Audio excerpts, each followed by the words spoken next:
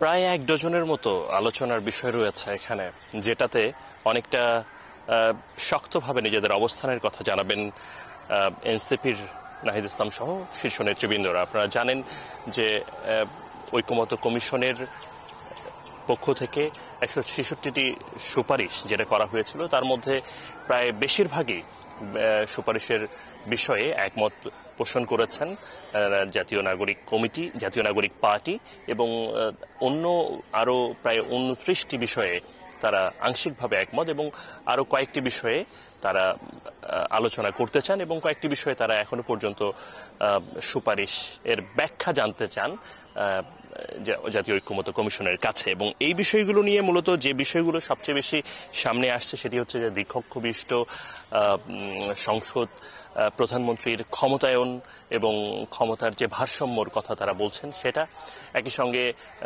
সংবিধানের 70 অনুচ্ছেদ, সংবিধানের তারা যে বর্তমান সংবিধান রয়েছে সেটাকেও পরিবর্তন বা সংস্কারের যে বিষয়টা সেখানেও তাগাদা দেখাচ্ছে তারা।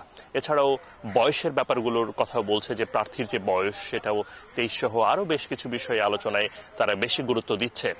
আজকের এই আলোচনায় তারা সূচনা বক্তব্যে বেশ কিছু কথা বলেছে। এর মধ্যে যে বিষয়টাকে প্রাধান্য দিচ্ছে তারা যে মৌলিক সংস্কার, সংবিধান, বিচার ব্যবস্থা সহ জনপ্রশাসন, এসব বিষয়ে বেশি তাগাদা অনুভব করছেন। তারা মনে করছেন যে এই জুলাই যে অভ্যুত্থান, যার ফলে আজকে বাংলাদেশে এই সংস্কারের যে সুযোগ তৈরি হয়েছে, এই সুযোগকে যেন কোনোভাবেই কেউ নষ্ট না করে দেয়, এবং এটা যে জনগণের কাছে, দেশের মানুষের কাছে একটা কমিটমেন্ট।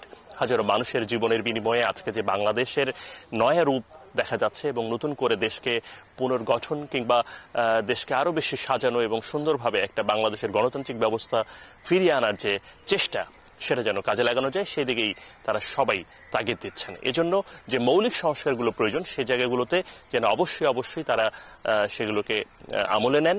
ঐক্যমত্য কমিশনের প্রতি তাদের এই তাগিদ রয়েছে, নাহিদ ইসলাম সহ অন্যান্যদের, এবং একই সঙ্গে ঐক্যমত্য কমিশনও যে নাহিদ ইসলাম সহ অন্যান্য যারা রয়েছেন, যারা এই জুলাই অভ্যুত্থানের কারিগর, তাদের প্রতিও সেই কৃতজ্ঞতা জানাচ্ছেন।